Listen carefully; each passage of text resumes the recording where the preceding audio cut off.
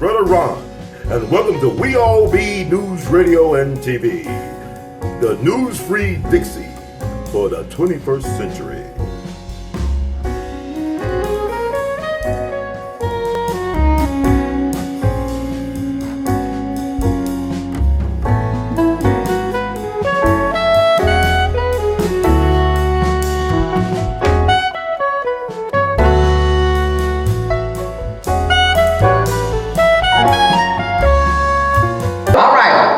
Y'all ready? Yeah. I don't think you're ready. Are you ready? Yeah. All right. We're going to kick off the next phase of the program. Running a little teeny weeny bit late, but I'll tell you what, don't be surprised. You never know what you're going to get. You never know what you're going to get. I do want to remind or tell everybody, because I forgot it this morning, we have a silent auction lined up along the wall. So please take a minute when you get time and look at the auction items, place a bid, consider taking something home with you. Unless somebody else wants it more than you do, and in which case they'll have to be a little bit more. Thank you to all of you who have already made your donations to Cultural Crossroads, and you know this part's going to be followed by a book signing. I'm going to leave you in the hands of Dr. Brenda Willis, who is going to also introduce and bring on the incomparable blues man, Grammy winner, Mr. Bobby Rush.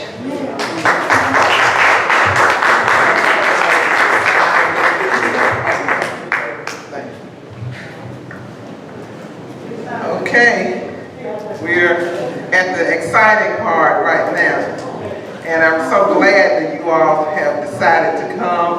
Bobby's out front, but he's going to come back, and I'm going to tell you a little bit about the article that's in the paper.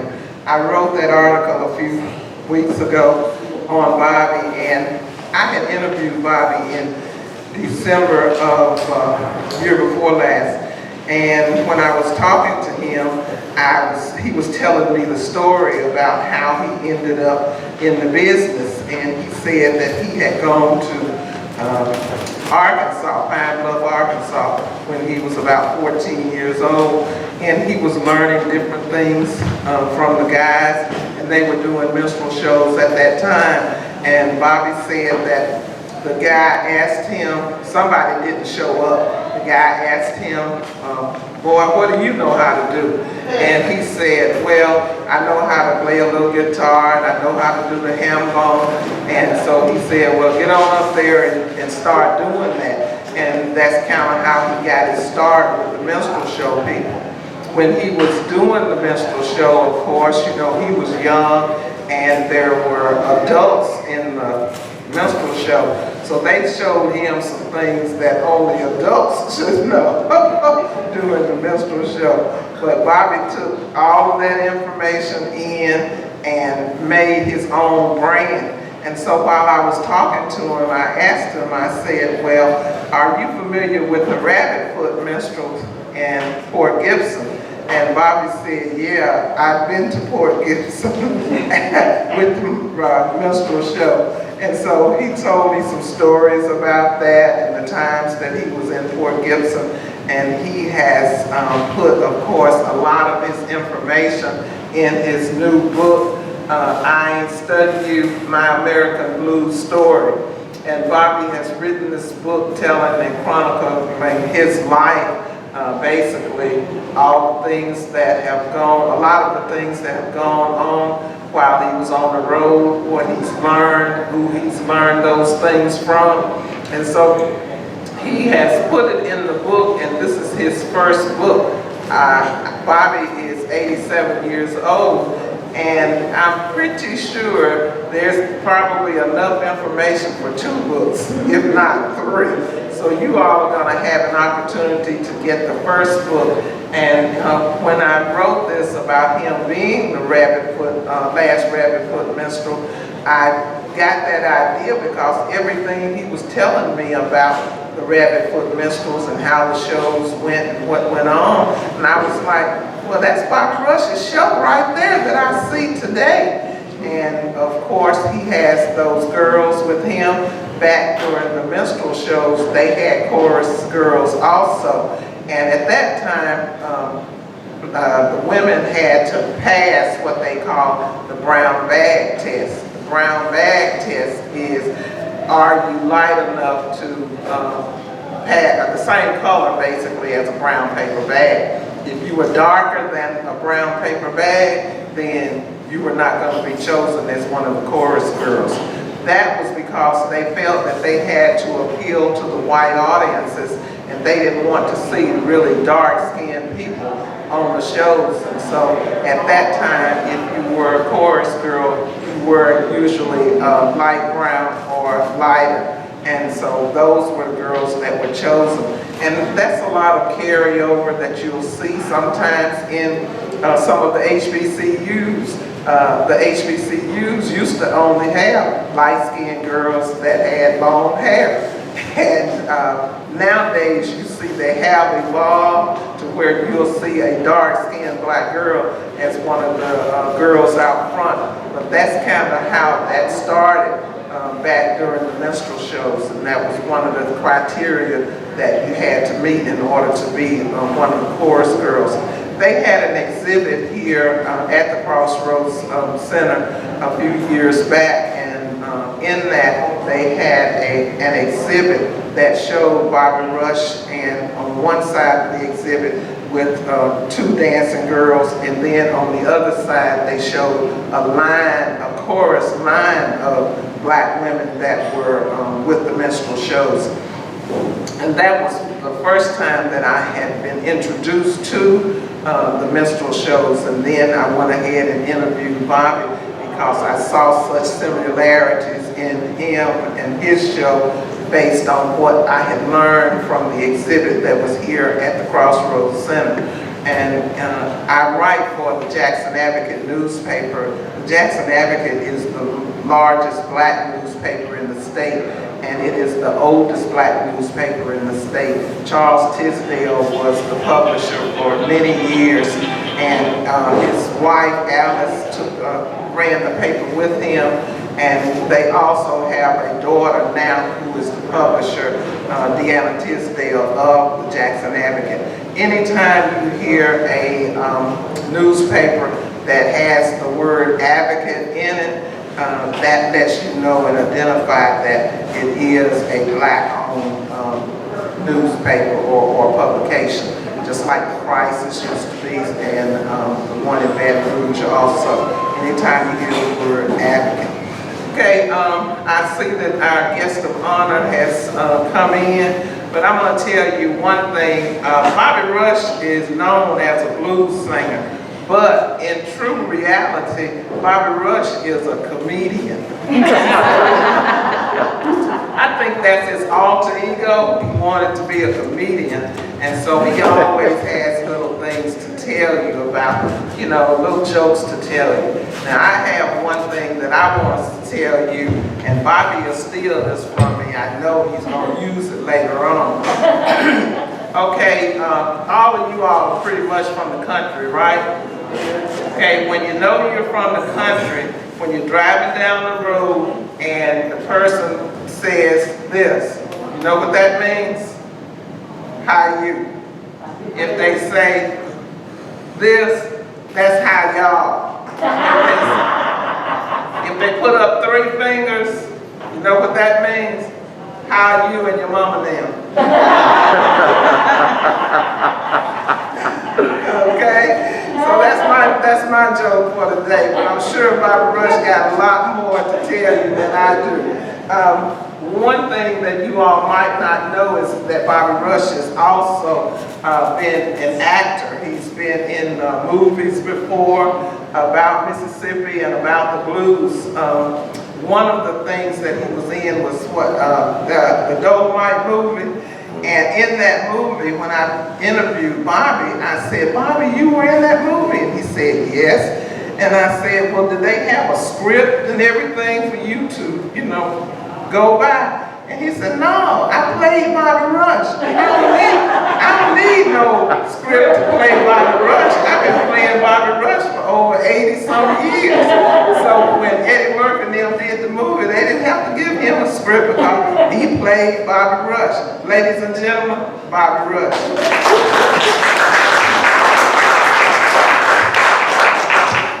I went, I guess some of y'all, I'm good, I'm good.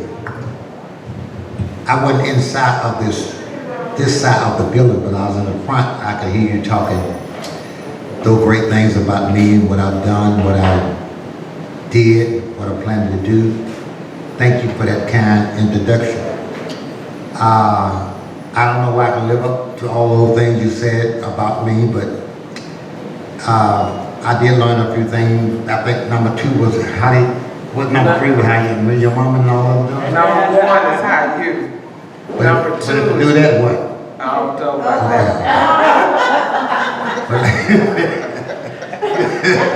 You're so kind. You're so kind. Oh man, this is awful. Thank you all for coming. And I didn't know. Let me tell you something. I see some friends that was on a cruise. I see some friends that have been knowing me for a long time. And some of you guys and ladies know about me for a long time. That means that I'm old and I've been here for a long time, and you know about me.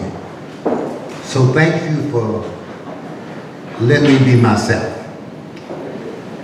I'm one of the first blues act black men who have crossed over but never crossed out. I'm considered as the king of the chitlin circuit. That means as a black man, the chitlin circuit considered the juke joints and what have you. Many men and women have wrote about the chitlin circuit. I'm not saying they're wrong about it, but the truth of the matter is that chitlin circuit wasn't about the juke joint. It was about we as musicians, sometimes we got paid chitlins to play. Because we had no place that we could play or go to stay and eat. Unless you go to the back door and get us some food, or you couldn't go to a hotel that we go today. And that's a juke joint. And I'm always proud of who I am, of my people. I crossed over, but I never crossed out. I'm saying that because I want to lead back to why I'm here today. In 1949 or 1950, I got my first job, or maybe the second job, right here in Hope Gibson. How this came by, the Rabbit Foot, which was a ministry show, came to Pine Bluff, Arkansas, where my daddy had a church and was a pastor of a church. They wanted me to do an audition. I didn't want to do the audition in Pine Bluff because the church members and my dad would find out that I went to sing the blues, preacher now.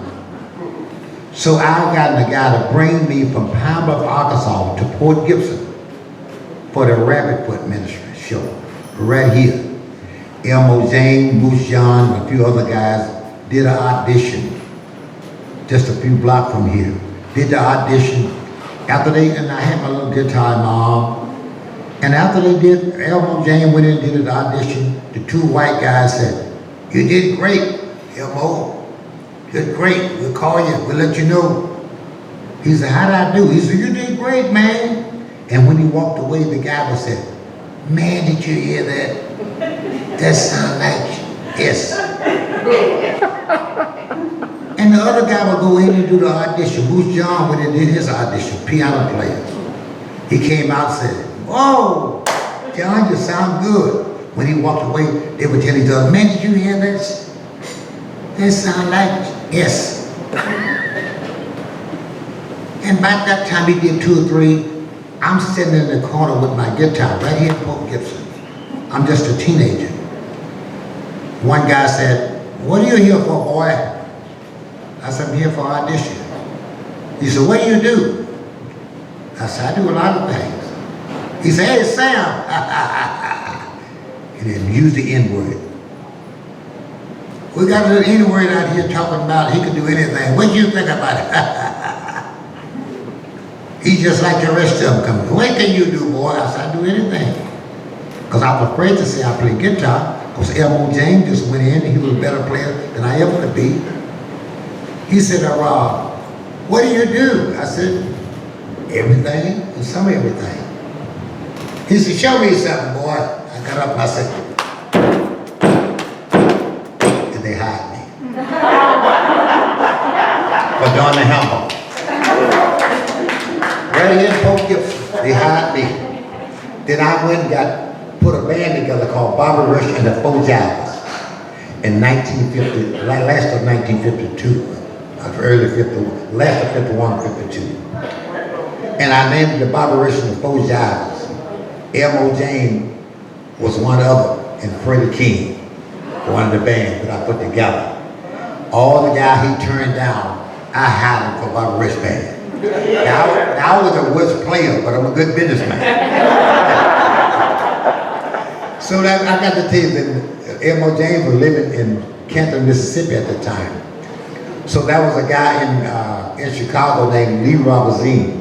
Lee Robazine was about 20, 25 years old, but dated a lady in Belzoni. Her mother and also owned the Delta Funeral Home in Belzoni, and they also owned the funeral home in Clarksville.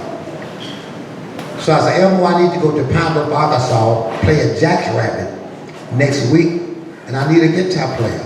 Need somebody kind of front for me.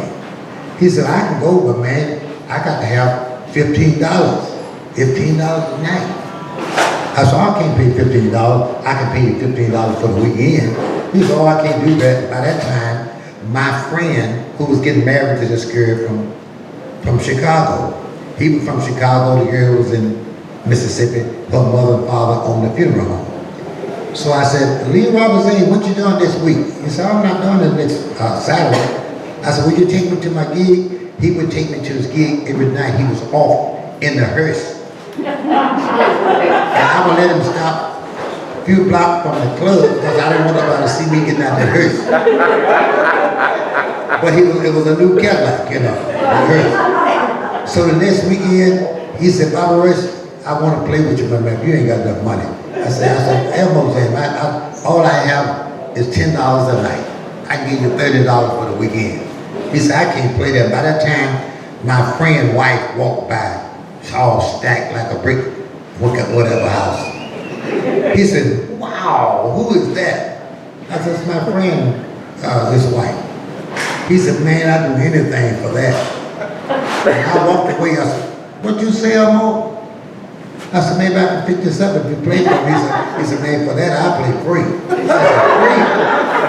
Now, this is bad on my part. Now, my friend, I went and talked to my friend, said, hey, man, listen, I've got A.L.L. James gonna play. He said, he didn't know about me hooking him up with his Gonna Be White. I hooked A.L.L. James up. A.L.L. James would stay at his house while the Gonna Be husband is out with me to the gig. Oh, that's bad. I'm sorry about that. That's where you got the name Bad Bobby Rush. All Elmo was doing was talking to her at the White. Trust me. That's bad Bobby Rush. That's not good. That was business. And another thing, Jimmy Reed was a guy that I went to Chicago. I met Jimmy Reed in 1951. Jimmy Reed was an alcoholic, drank all the time, and I would go to the store. Jimmy Reed had this guitar, man, I wanted to play it. I couldn't afford the guitar that Jimmy Reed was buying. I had the little old silver-tone guitar. I said, Jimmy, let me play the guitar. I'm not letting nobody play my guitar until they get drunk. And I would go to the store and buy the whiskey for him. It called $1 a porter for the whiskey he was drinking. But I would go to the store and I had 1 bottle of water and 1 bottle of whiskey. And I would put half the whiskey in the bottle, half the water, take it to him. He'd drink about 3 or 4 of them a day. He said, Bobby, right here, sure buy some good whiskey. Because every time I go to the store, every other time, I wouldn't even go to the store. I just go around the corner and fill it up with water and rest up with whiskey. So I make $1.25 a day. So Jimmy Reed would get drunk and he said, Mama Rush, you like to drive my Cadillac? I said, yeah, Jimmy Reed, I'll drive your Cadillac. He said, come go home with me, man. I got to get some more money to buy some more whiskey. So we was turning left to turn around. He said, before you go, I got to go to the bathroom. I said, You can go to the bathroom in the alley. You know, you can go, when I pull in the alley, you can go to the bathroom. I was too long about pulling in the alley because the car was coming. When I did pull in the alley, I said, okay, Jimmy, you can get out and go to the bathroom. He said, it's too late now. You know what he had to do, all this stuff. You know, those are kind of things. I just maneuver around. But let me tell you about this book. I was born in a place called Homer Hills, Louisiana. I left in 1947, went to Pine Bluff, Arkansas with my father, who was a preacher and a pastor of a church. 1951, I met Howlin' Wolf, the Muddy Waters, and Little Richard, and all the guys, Sam Cooke. L.C. was my good friend, Sam Cooke brother. And all these guys would talk about in Chicago. Man, I wanted to go to Chicago so bad because that was like heaven to me. Being a black man from the southern state, I wanted to get to Chicago because a lot of things I couldn't do in the South that I thought I could do in Chicago and Illinois or what have you. I didn't have enough money to buy myself a ticket to Chicago. I bought a ticket to Memphis, Tennessee, where Sonny Boy Williams and Rufus Thomas, Sonny Boy and B.B. King were working on Beale Street. So I went to work on Beale Street, playing for $2 or $3 a tip, whatever I could get, till I made enough money to go to St. Louis, where Albert King was, and Chuck Berry. Then I made enough money there on the street so I could go to Chicago. When I got to Chicago, I walked out and said, I'm here in Chicago. Bobby Rush is here. I'm gonna be rich. I'm gonna do what I wanna do and have my freedom as a man, especially as a blues singer and a black man. But J.B. Illinois taking me to southern part of Illinois. When I walked in the door, there's a guy came to the door, he said, come around to the back. I went around to the back and walked inside. He said, I've been expecting you. He said, but I'm putting my curtain up for you now. Well, I was proud of that because I'm gonna play in a place that got a curtain. But the curtain was to separate me from the audience. It was a white audience. When they wanted to hear my music, didn't want to see my face. In Illinois. I didn't know what to do then. I was at a brick wall. Didn't know where to go because I was leaving the South, coming to Chicago, thought I was gonna find my heaven, but I didn't find it. I'm leading back to this book. I've had this book in my mind for 65 years, not knowing when or what I was gonna write about.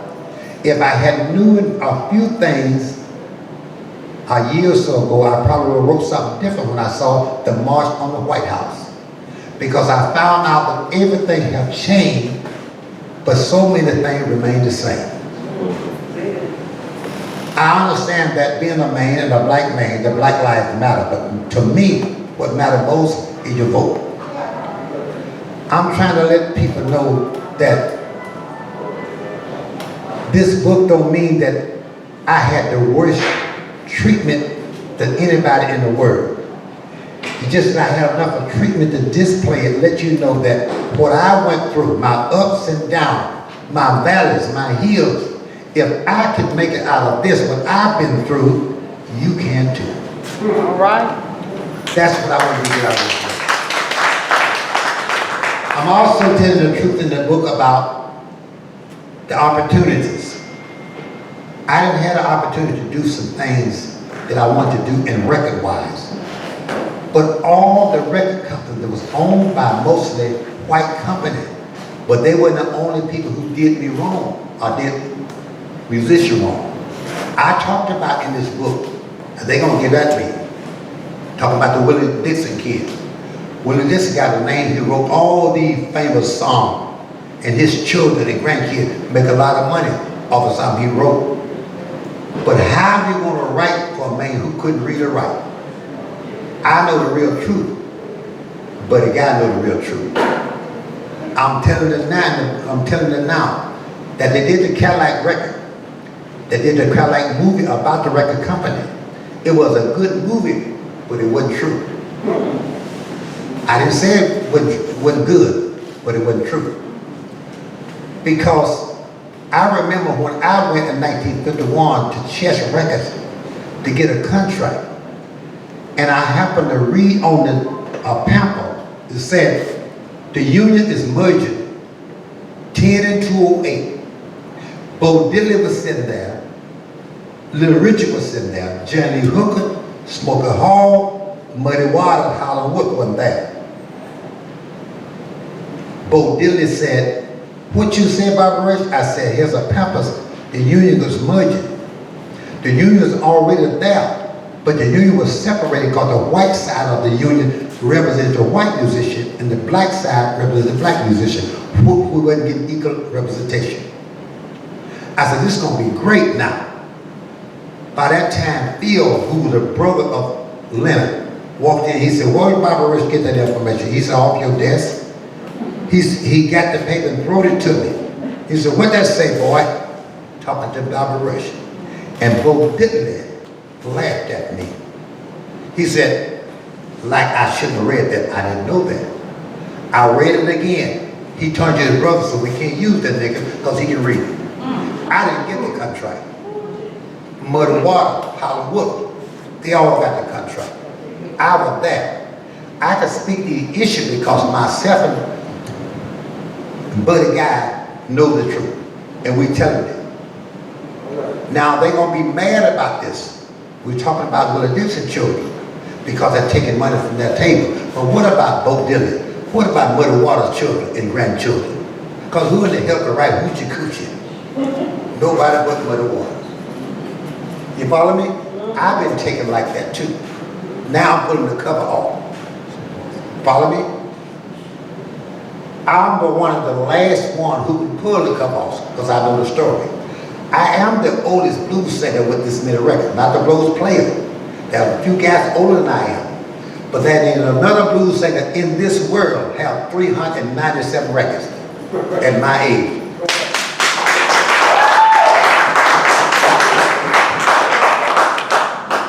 And I don't claim to be a young boy, but I am blessed. November 10th, I'm 87 years old.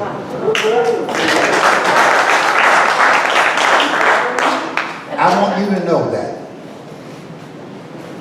I had a card coming up. But when I look at all of you now, make me feel so good knowing where I come from, where I've been, my valleys, my hills, my ups, and my downs. I survived it. I survived the rat race. In this book, I'm telling you, I haven't did everything just right. Did a whole lot of things that ain't cool to do. But everything I've done, if I had to do it over again, I think I'd do the same thing again because I did what I did when I did it, what I thought I had to do. That's what I thought I had to do. I've been hooked up in a whole lot of mess. But everybody knows Bobby Rush. They know I don't drink, smoke, get high, no form of fashion. Everything in this book, I started to say everything is true, but a couple of things in the book is not true. I said I wouldn't sleep with a fat woman no more. I lied about that.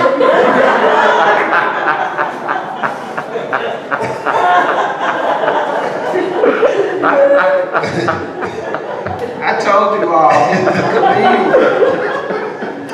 But I said that because I want you to know that this makes me feel good. You all don't know how this uplifted me because if this ain't the first, maybe the second gig I ever had in my life was right here in Port Gibson. $19.49. I was nothing but a kid, lying about my age, older than 18. You know, I had to paint my mustache like that, like a Blue Man shoe. I had to scratch a match and blow it out real quick, get about 10 matches so I could have a sut. Like my mustache. And put me a cap on, walking into it like this. And they said, how old are you, sir? Hey, dude. You know, little baby boys, if I had to blow it. Oh, hey, dude. Yeah. But that's what makes me who I am. And you make me proud of you, let me be who I am. In Mississippi, my great-grandfather, his name is Van Spivey, had a wife and my great-grandmother. He had 6 kids by my great-grandma, 6 kids by his wife, who is a white man. My mom has 10 children. It's so many days. My mom would take me to the store. But when we get near the store, I had to walk behind my mom. Because my mom was a white woman, blue-eyed, blonde hair. She was my babysitter. My daddy was her chauffeur. He was my father and her husband at home. He was a chauffeur who was in the street. You've been through something, but I've been through something. When you're denied by your own mama. I remember going to the store, and my mama sent me to the store with a little handkerchief with some money in the handkerchief. And I would buy and get the things she asked me to buy. And one day, nosy old Bobby Rush opened the handkerchief up before I left. There was about $3.50 in it. When I got back home, I had all the groceries and $3.50 in it. Still in it. Follow me? So my mama was getting it free. I use the word free. I don't know what she was doing. But one thing for sure, I know my mom had to do what she had to do when she had to do it. It probably was to keep my dad alive. I don't know what my dad knew or what he had to do, what he did in order for him to be living today. I just believe in my heart that smart as my daddy was, book-wise and educational-wise, I think he knew. He just couldn't help himself. I know some things now. I know some things. I can look at the audience now. God have blessed me to remember well and discern well. I know some things. I really didn't know what I was going to do today. All I know was a book seller. I didn't know they had other musicians around. Didn't know none of this. But I'm a blues singer. Where my preacher go?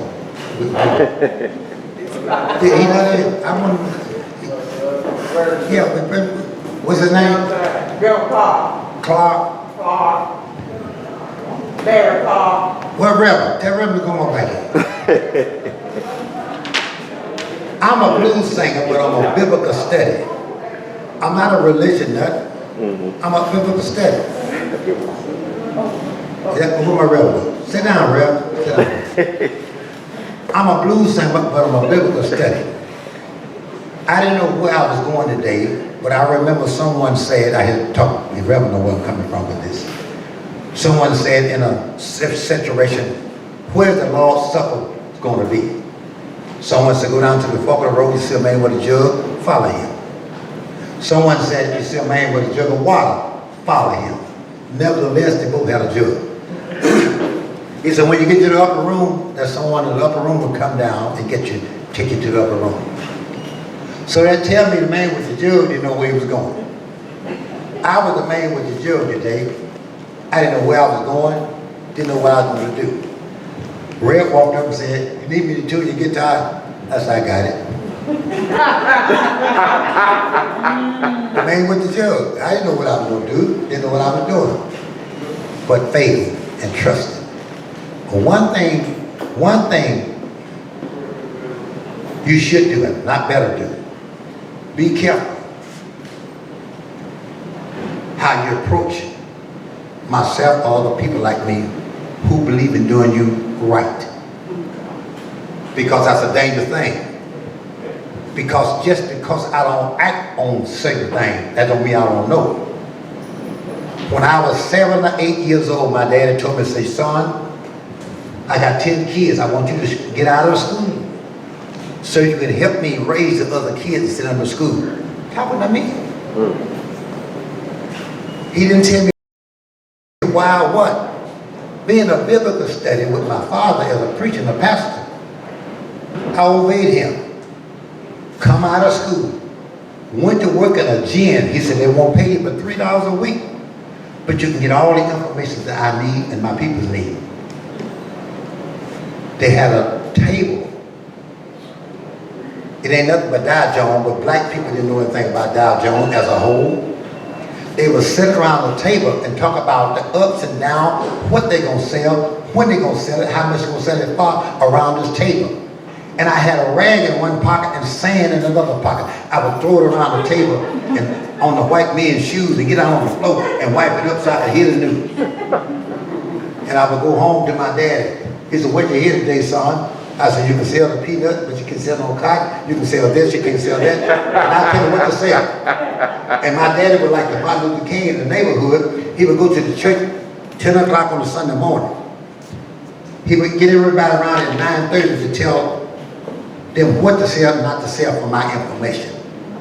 So I still have information. If some of you know me from an entertainer standpoint, but you really don't know who I am. Now, a few don't understand, but I am that I am. I understand something. I thank God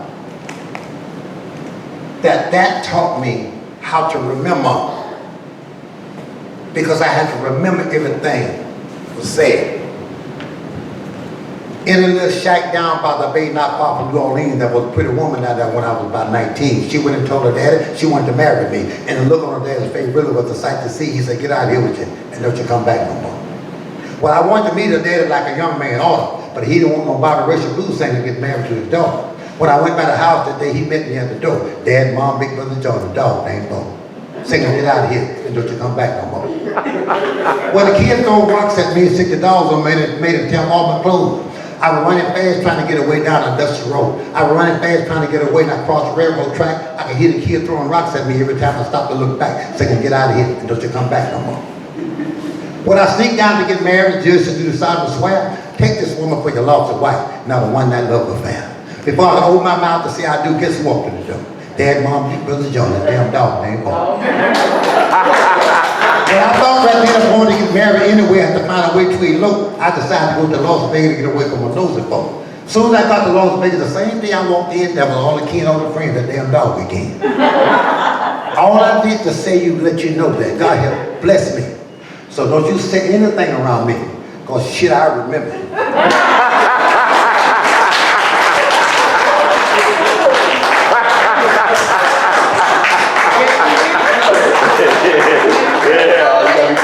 I have 397 songs. I can almost recite you 300 some songs. That ain't got nothing to do with me. Got something to do with how God has blessed me to remember. Thank you. If you all have any questions for Bobby, now is the time to ask him. The book is I Ain't Studdin' You, My American Blues Story. You all have been privileged to hear some of Bobby Rush's stories. However, if you purchase the book, you'll be able to know a lot of other Bobby Rush stories. And if you have any questions now, you can ask him, but we definitely want you to buy the book, exchange information about the book with your friends, send it to your friends, buy it as a gift for Christmas or birthdays or whatever. But you will hear it from the horse's mouth right now if you have any questions. And this is the only time that you'll probably be able to get it straight from the horse's mouth. So if you have any questions, let's hear them now. I have one. In the movie Cadillac Records, it was portrayed that Howlin' Wolf and Muddy Waters were not friends. What's the truth? What's the real? You say you know the truth. Yeah, but I didn't tell you I know the truth. The best of my knowledge. Yeah, when you get asked to get real chicken about telling about how two people relate to each other. But from what I saw on the outside of both of them, they kind of envy each other. It's just like most of us in here, we're together, but on the other hand, we're not together. That's just part of life. And especially we as black people, we got to learn how to throw the different away and get in and join in. This ain't nothing new, because the question you asked, like when I stood up, the question you asked, you looking at me, but look what you asked me about somebody else. You dirty man. I said that, but you understood me well. Because I don't really know, but I tell you what, it's just like most of the guys now, everybody want to be a superstar. Everybody want to be uptight. You know, and I'm going to relate this to the new sheriff. When I say new, it may not be new to you, but the new sheriff. You know you got many people work for you in a position. How many times someone will come to you and say, hey boss, I want to talk to you. Most of the time the one want to talk to you, they don't want to need to talk to you. You understand what I'm saying? So you have to be careful of the question, the answer that I give you with it. I'm trying to tell you, I just believe that they had to start things in these months. One would want to be outstar the other. You had the same thing now with entertainers. You follow me? I'm just a little old guy, you know. But I've been there. Teddy Pendergrass fired me. He had 85 days on me, with me. Teddy Pendergrass, superstar. When I went in there, I did so good, he said, Bobby Rush, I got to pay you because you made it too hard for me. He paid me left, you got to go. So I learned that you can't overshadow, you know. I'm gonna try to get me a job as working with the sheriff department, but I ain't gonna try to be the sheriff. You got to mess with us something. You gotta be it. What you got? Next question. Is it about talent or work ethic? What's the most important ingredient? Talent or work ethic? Both of them. You got the talent, you got the work. Some people think you got to work hard, don't have no talent, but you got to have both of them. You got to have both of them. They combination. They have that both. If I may, with respect, of course, on that question about how muddy waters, I did a little travel with Hubert Sumner, how rhetorically, and got to know him really well. And anytime I see you, I'm asking a lot of questions because I want to hear from the horse's mouth. Now, from Hubert Sumner's recall, dealing with Hollywood and Muddy Waters, they weren't mortal enemies and not necessarily best friends. They were two different people, two different mentalities and ways of life. They did what they needed to do on that stage. They just had a different way of doing things. So, but TV is going to portray it differently. This conversation I had with Hubert Sumner was before the movie came out. So I'm with Mr. Rush, of course. The movie didn't tell flat out truth about it. There's a lot of dramatization. But anyway, that's straight from Hubert Sumner. I guess he did Hollywood much as well as anybody. Yeah. Okay, next question. Anybody else? Okay, now this is your opportunity. You need to ask the questions. All of my cruisers over there. Yeah. Hi. You know Ronnie Thompson? Yes, I do. Good friend of mine. Good friend of mine too. His mother was a good friend of We mine. always talk about you. Yeah, good friend of mine. Yeah. Mr. Shambles? I was just curious about Malico Records. Quite a few blues artists come from Malico over the years. Still going on. What's your opinion of Malico and how they treat the artists? I think they treat the artists decently compared to the artists ship themselves, because most artists, including myself, was treated like we've been treated because they treat us like that because we don't know how to protect ourselves. That's not always the company's fault. Because you know you can't kick a dog for barking. That's what you do. You can kick him if he said meow, but not for barking. So Malico is in to make money for Malico, and all companies like that. Not only just Malico. You got the K-Marks, you got the everything you want to name. Everybody in to make money. Most of them want to underpay you for what you worth. You know, it's not just record business, it's business. Most of them.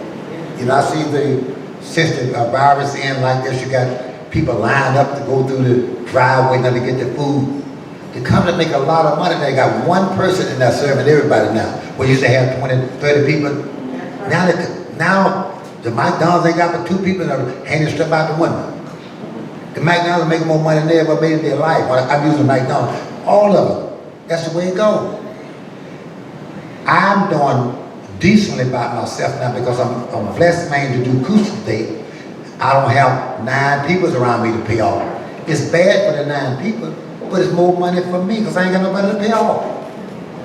You follow what I'm saying? Yeah. So it's good for one thing, it's bad for the other, but nevertheless, you know, you have to roll with the punches. And life is like a wheel. You put a mark on it, you roll it down the hill, hope that mark will come back to you. Anybody else? We got one over here. Yes, ma'am. Who do you consider to be some of your mentors that you learned from? And part 2, who were the artists that you felt were the most fun to play or talented to play with? Louis Jordan was the one who influenced me so much. 2 or 3 guys. Howlin' Wolf influenced me because he was so different, good and different. Muddy Water influenced me because he was so dapper in the way he dressed. Louis Jordan influenced me because of the way he wrote that I relate to. As a country boy, he wrote about things I knew about that I could relate to. Prince, I like because of musicianship. Michael Jackson is an entertainmentship. There's so many different parts and things I like about a lot of guys. If you listen to a vibration, you hear a little Howlin' Wolf, a little Muddy Water, a little James Brown, a little this and that, and you put it all in a bowl and stir it up, you got a Bobby Rush.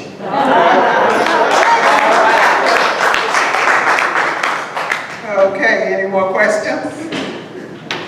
Okay, if we don't have any more questions, if you clap real loud, I think we might be able to get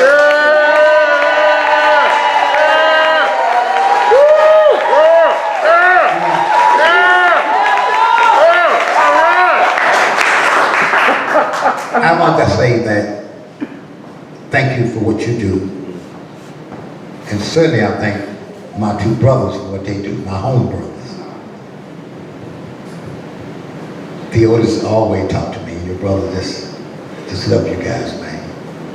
He's talking about Theodis Ely. He's Mr. Ely's brother. They may not know Theodis Ely, I may not know his brother, but these are friends of mine who's home folks that I talk to pretty often. I'm gonna, let me see, I get the harp. I have friends that play the harp. And I always kind of do this. I'm gonna stay within your frame. I know you're trying to get some shot. Yeah. But I got to get close to you. You just follow me. Yes, sir. Somebody asked me, said, Bobby Rush, why do you sing the blues? Is it because your woman left you? Yes. You can have the blues when your woman leaves you, but you can also have the blues if they stay too long.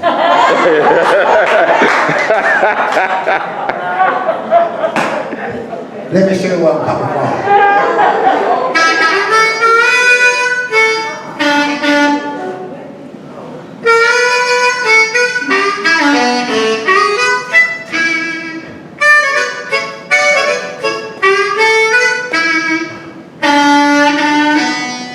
Have you ever been mistreated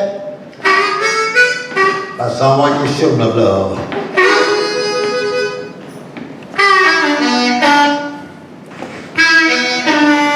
Have you ever been mistreated by someone you shouldn't have loved?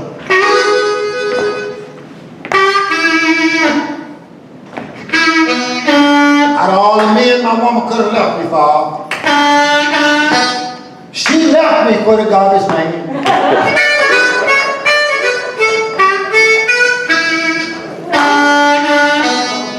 No matter how bad she treated me, still can't get the woman out of my mind.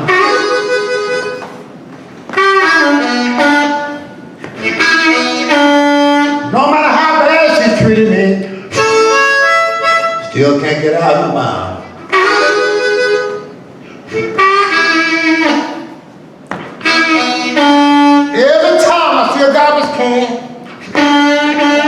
think about her and the garbage man all the time.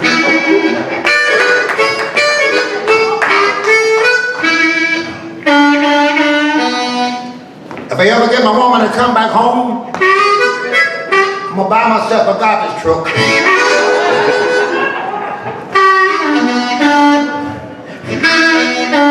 If I ever get my woman to come back home, I'm gonna buy myself a garbage truck.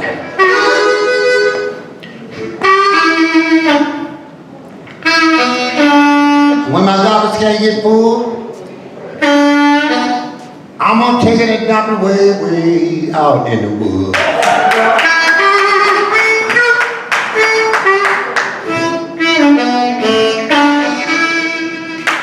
Yeah. Excellent. You know, I wanted to be twins. I said twin, this Bible, I know you want to call it twin, but Brenda, thank you for being my friend, first of all.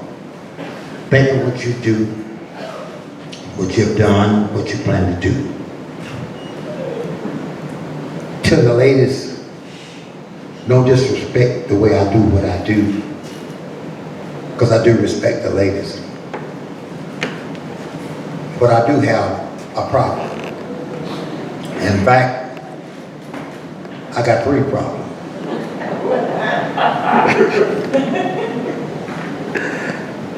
Let me tell you about it.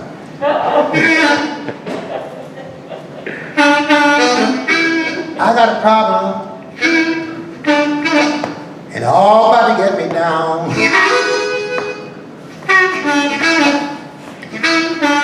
I got 3 problems, and they're all about to get me down.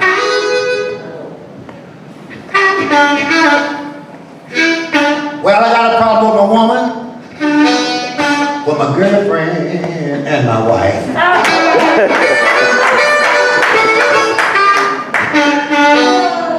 When my problem first started, sticking around with number 3. Number 2 got jealous and told my wife on me. Now my wife, she got mad, y'all, moved back home to her mother. Number 2 left town, number 3 done found her. Suck a brand new lover. I got a problem. And they got me down.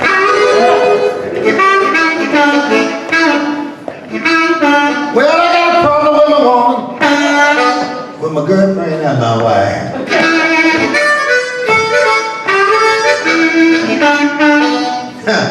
I love number 1, and I love number 2. Number 3 will do things number 1, and number 2 won't do. Number 2 can cook. Number 1 got plenty of money.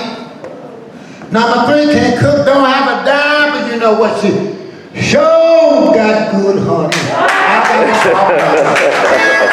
I'm about to get it down. I got a problem with my woman, with my girlfriend, and my wife.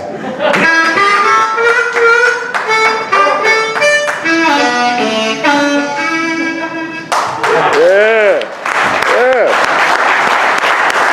Thank y'all so much. Thank y'all so much. Okay, thank you all so much. We've got a couple of other musicians in town. Yes. I mean, in the building. I don't know if, I think Bobby Rush knows one of them very well. And Look at it. if he wants to come up, I think that would be a treat for everybody. Mr. Ely? Yeah. Young man.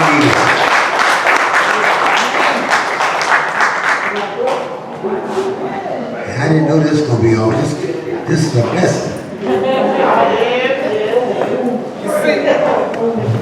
You always surprise me with things like that. You see what you get Thank when you. you come to a book signing with Bobby Rush? There's only a few people that are going to be able to say that I had a private concert with Bobby Rush when I came to buy the book. So make sure that you do get your copy of the book. He will autograph it for you and he will personalize it also. Bobby, take it away. I want to say thank you again. Your name, Brenda, and the organization. I'm like Bobby Rush on this one. I'm very surprised. But by being an old country boy and all, when I was asked to come and be a part of this, I was always taught to say no if a person asks you to do something for them, if you can't do it. So that's the spirit I came with. And end up here with nothing but a bunch of fun and enjoyment. It's surprising. But speaking of Bobby Rush, I want to tell you all my experience in meeting Bobby Rush. Like Bobby Rush said, Bobby Rush and my baby brother Theodis, he's good friends. They professional musicians work all over the world. I've been a local musician all my life.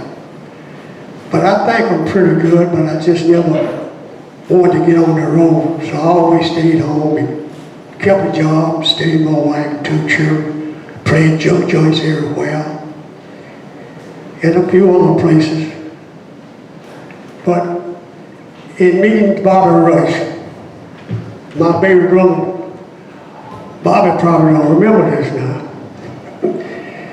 But I was on a show with Bobby Rush down in Natchez. That's my home in Natchez, Mississippi, right across the river, Vidalia. And we was on a show in Vidalia. And my brother, I told my brother that I was going to be on that show. He said, man, Bobby Rush going to be on that show. I said, what? Which is a big deal, you know. Might as well be honest, you know, that's a big deal to be on a show with Bobby Rush, you know. So he said, when you meet Bobby Rush, he said, ask Bobby Rush, do he know homeboy? He said, that's what Bobby Rush called me. I said, yeah. He said, you tell Bobby, make it known to Bobby Rush that I'm your baby brother, and you was the one taught me how to play my guitar. So I goes on and pick my chance and introduce myself to Bobby Rush. I walked up to Bobby Rush, I said, Bobby, I said, I know you don't remember this, Bobby, I know you don't. I said, Bobby Rush, I said, do you know homeboy? He said, homeboy? I said, yeah, homeboy. He said, you talking about Theodis? I said, that's what I'm talking about. He said, from around here somewhere? I said, yeah, right across the river there in Natchez. I said, yeah. He said, yeah. I said, well, he told me to tell you that I'm his baby brother, and you taught me how to play my guitar. I said, Bobby, I said, this is why he needed Theodis' brother. He told me to tell you to make it known that I was his brother, and you taught me how to play my guitar. Bobby Rush said, you taught him how to play the guitar? I said, yeah. He said, you sure didn't teach him, boy, Stan. No. Well, you know, I felt kind of ashamed anyway. When he realized he had gotten my rope, he said, I was just playing. He said, oh, Theodis is good, man. He said, you taught him well, man. And I felt real good then. That's a trick you played on me, Bobby. That's been about 15, 20 years ago. Oh, man. Oh, my God. So I just want to share that with you all about time we got Bobby Rush here. Like the lady said, he's a comedian. He's a very good entertainer. And he's a very nice guy. I admire Bobby Rush. So that's about it. So I brought my guitar along. I'm still a local musician, and I'm doing pretty good for myself still. You know, Bobby Rush ain't far apart in age. He got me about 3 years. That ain't no big, that ain't enough to talk about. But what I'm gonna do a little number. I'm gonna try to do a number like like when I first got started out. I probably will represent Lightning Hopkins a little bit. And I might touch up on a little modern blues or whatever, but I still play old time. I play a little modern. I play enough to stay in the business and keep pretty good recognition. So, here we go.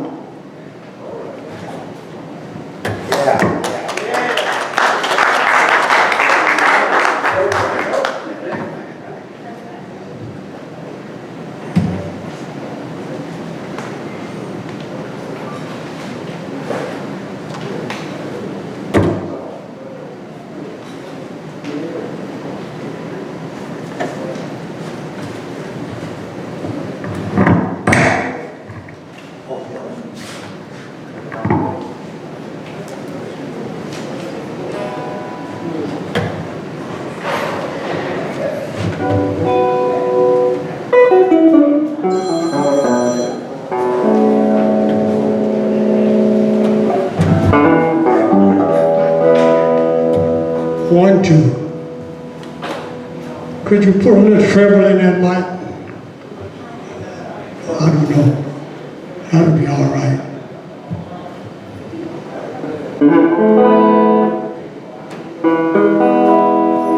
This is what I started playing my guitar. I started playing the blues back in 1947. Back in those days, like Bobby Ray said, you had Lightning Hopkins, Howlin' Wolf, Smoking Hole, Muddy Waters. Who else, Bobby? Jimmy Reed, all those guys. I lived before Jimmy Reed, I think. But this is a tune by Lightning Hopkins.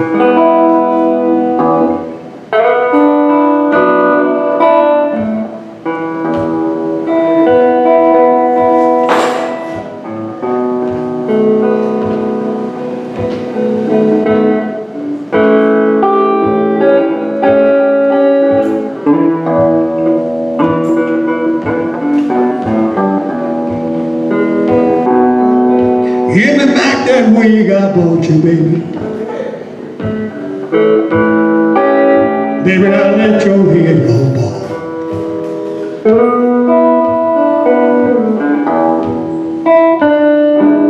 Give me back that wig I bought you, baby.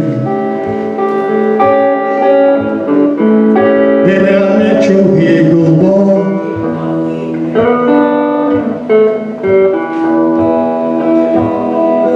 I woke up this morning thinking, you don't need no hair at all.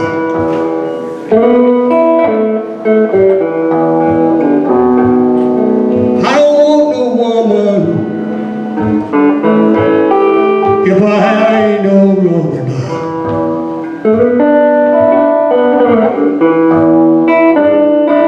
I don't want no woman if I ain't no longer mine.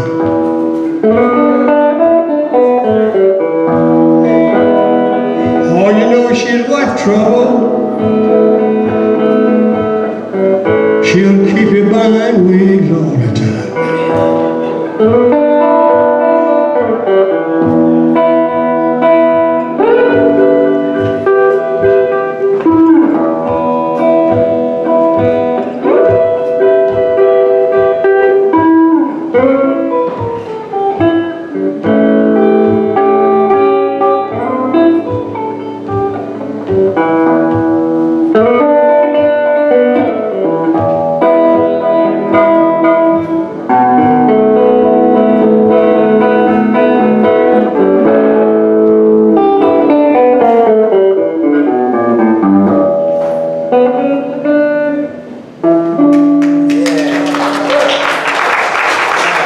That's what it all means when I first started playing back in 1947.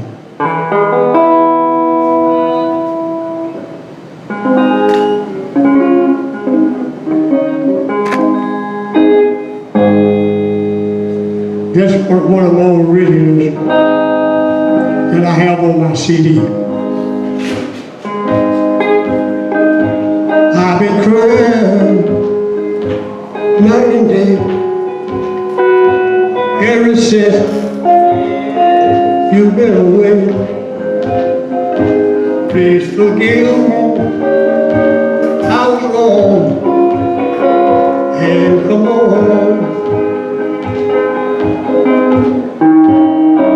I don't mind begging, I don't mind pleading, as long as you really like my feelings. Please forgive me, I was wrong, and come on.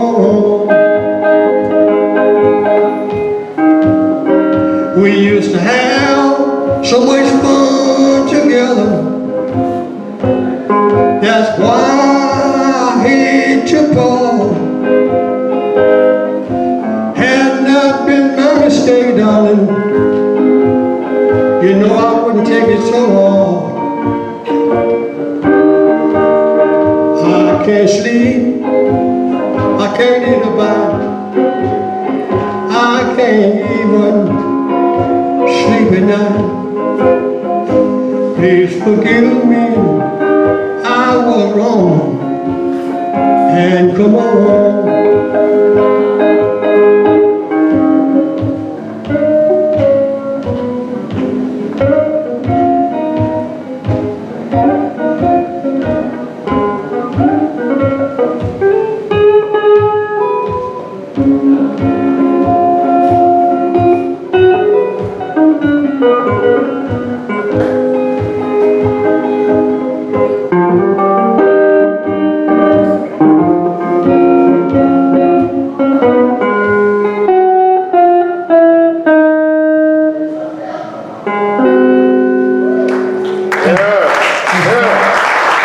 It sounded like Carol Allen with the whole band. That's what I was going to read. Okay, well, thank you so much, Mr. Easy. Thank you so much. And thank you all for coming.